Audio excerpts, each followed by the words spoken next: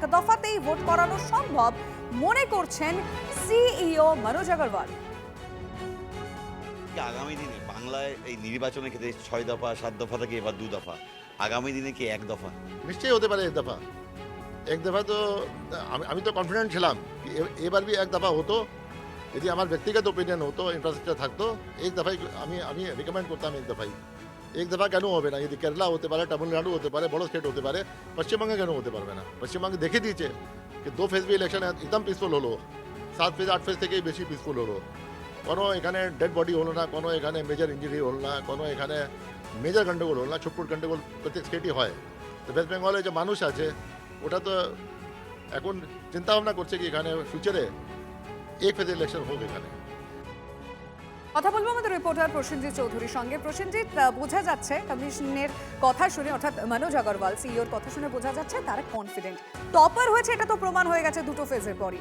আর এবার আত্মবিশ্বাস কতটা বেড়ে গেল পরের বার নিয়ে তাদের কি ভাবনা চিন্তা, তুমি কি বুঝলে? ডেফিনেটলি দেখো, সাধারণ মানুষও কিন্তু আমরা যখন বিভিন্ন জায়গায় ভোট কভার করতে গিয়েছি তারাও বলছেন যে তারা নির্ভয়ে ভোট দিয়েছেন, যাকে ইচ্ছা তাকে ভোট দিন, কিন্তু বুথে যেতে পেরেছেন, বুথে যাওয়ার পথে কোথাও বাধা প্রাণনি এবং বুথ থেকে বেরিয়ে আসার ক্ষেত্র বা গিয়ে শুনেছেন যে তার ভোট হয়ে গেছে এমন কোনো ঘটনা ঘটেনি, কোথাও মারপিট সেভাবে হয়নি, কোনো মৃত্যু হয়নি, কোথাও কারো মাথা ফাটলো এই ধরনের ঘটনা সার্বিকভাবে নেই, খুব বিচ্ছিন্ন অতি ক্ষুদ্র সামান্য ঘটনা যারা।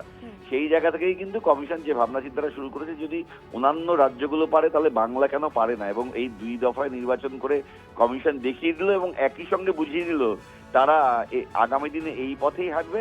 এবং কমিশনার সিইও মনোজ আগরওয়াল তিনি নিজেও কিন্তু বলছেন, তিনি চেয়েছিলেন যে 1 দফাতেই হোক, কিন্তু সার্বিকভাবে সিদ্ধান্তের ভিত্তিতেই কিন্তু 2 দফায় নির্বাচন হয়েছে এবং মানুষও খুশি যে কোথাও কোনো এই ধরনের ঘটনাগুলো ঘটেনি এবং সামগ্রিকভাবে গণতন্ত্রের উৎসব যাকে আমরা বলি সেই উৎসবে মানুষ সামিল হয়ে তার পছন্দের প্রার্থীকে ভোট দিয়েছেন।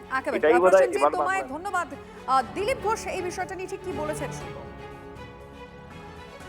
যদি 8 বার থেকে 2 বারে আসে, একবারেও হতে পারে।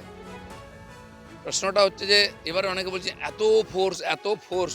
আপনি ভাবুন, গতবারে 8 বার হয়েছিল, এই ফোর্সকে ঘুরিয়ে ঘুরিয়ে দেওয়া হয়েছিল, তো 8 গুণ ছিল ফোর্স। তাহলে হিসাব করুন, আপনি যদি 1 লাখ ফোর্স এসে থাকে তো 8 বার ডিউটি হচ্ছে 8 লাখ হয়ে গেল। এবারে তো 2 বার হয়েছে, যদি 2 লাখ ফোর্স এসে থাকে 4 লাখ হয়েছে, আধা হয়েছে। পশ্চিমবাংলার এই ইমেজটা পাল্টানোর দরকার, আর এটা পাল্টানো যেতে পারে, জ্ঞানেশ কুমার দেখিয়েছে। বিজেপির কি প্রতিক্রিয়া সেটা তো আপনারা শুনলেন, কিন্তু তার আগেই গুরুত্বপূর্ণ যে বক্তব্য অর্থাৎ সিইও মনোজ আগরওয়াল যে কথা আপনাদেরকে আমরা শোনালাম, আমাদের প্রতিনিধিকে যেটা বলেছেন যে বাংলায় 1 দফাতে ভোট করানো সম্ভব। আমরা আরেকবার আপনাদেরকে শোনাবো ঠিক কি বললেন মনোজ আগরওয়াল।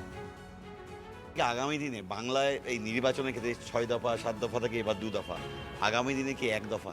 নিশ্চয়ই হতে পারে এক দফা তো আমি তো কনফিডেंट ছিলাম कि এবার भी एक दफा হতো যদি আমার ব্যক্তিগত ওপিনিয়ন হতো ইনফ্রাস্ট্রাকচার থাকতো এক দফাই আমি রিকমেন্ড করতাম এক দফা কেন হবে না যদি কেরালা হতে পারে তামিলনাড়ু হতে পারে বড় স্টেট হতে পারে পশ্চিমবঙ্গে কেন হতে পারবে না পশ্চিমবঙ্গে দেখে দিয়েছে कि 2 फेज भी ইলেকশন একদম পিসফুল হলো 7 फेज 8 फेज থেকে বেশি পিসফুল হলো কোনো এখানে ডেড বডি হলো না কোনো এখানে মেজর ইঞ্জুরি হলো না কোনো এখানে মেজর গন্ডগোল হলো না ছোটপুট গন্ডগোল প্রত্যেক স্টেটই হয় তো ওয়েস্ট বেঙ্গলে যে মানুষ আছে ওটা তো এখন চিন্তা ভাবনা করছে কি এখানে ফিউচারে এক ফেজ ইলেকশন হোক এখানে।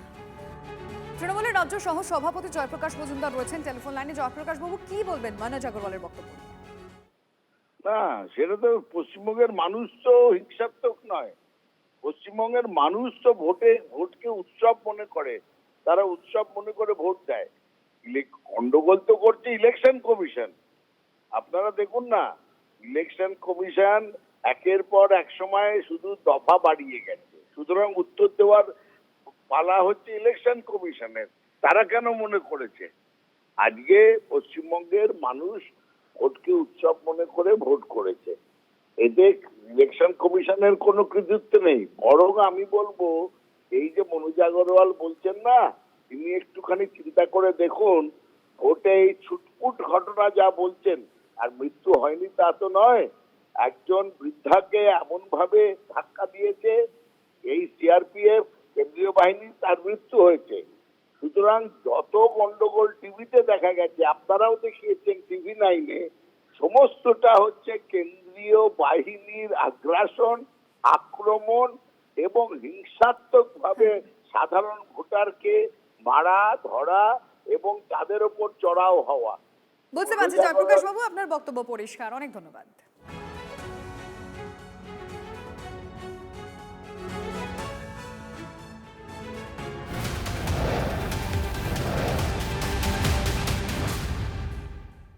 পুলিশ কেন্দ্রীয় বাহিনী ছাড়াই ইভিএম নিয়ে যাওয়ার অভিযোগ, গাড়ি আটকে বিক্ষোভ কুলতলির বিজেপি প্রার্থী। পুনর্নির্বাচনের দাবি, গতকাল ভোট শেষের পর কুলতলির বুথগুলি থেকে ইভিএম জামতলার ভগবান চন্দ্র হাই স্কুলের ডিসিআরসিতে আনা হয়। বিজেপি প্রার্থী মাধবী মহলদারের অভিযোগ, অনেক ইভিএম অটো বা অন্য গাড়ি করে আনা হয়েছে। ইভিএম নিয়ে আসা অটো আটকে বিক্ষোভ দেখান তিনি। রিজার্ভ মেশিন আপনি একাই বাক্সগুলো অন্ধকারের মধ্যে এই ঝড়-বৃষ্টির মধ্যে একা নিয়ে আসছেন। কোথা থেকে পাল্টে নিয়ে আসছেন? কত টাকা কন্ট্যাক্ট করেছেন আপনি? কত টাকা কন্ট্যাক্টে নিয়ে আসছেন? বাংলার মানুষ দেখছে। দেখুন এভাবে সন্ধ্যা থেকে সমস্ত জায়গায় আমরা বলছি যে এইভাবে ইভিএম গুলো এই বাক্সগুলো এইভাবে যেখানে কোনো সিকিউরিটি নেই। সমস্ত বাক্সগুলো এসেছে অন্ধকারের মধ্যে, একটা অটোতে করে, কোথাও একটা বাসে করে। যেখানে বাসে এসছে সেখানে তৃণমূলের ফ্ল্যাগ লাগানো ছিল, সেই ফুটেজ আমাদের কাছে আছে। আপনারা চাইলে সেটা আমরা দিয়ে দেব, এবং আমরা সোশ্যাল মিডিয়ায় ইতিমধ্যে দিয়েছি। দেখেছেন সমস্ত বাক্সগুলো এসেছে অটোতে, যেখানে কোনো পুলিশ নেই, যেখানে কোনো ফোর্স নেই। আমরা দাবি রাখছি ভারতীয় জনতা পার্টির পক্ষ থেকে, এই নির্বাচন সঠিকভাবে হয়নি। কুলতলিতে পুনরায় নির্বাচনের দাবি আমরা রাখছি।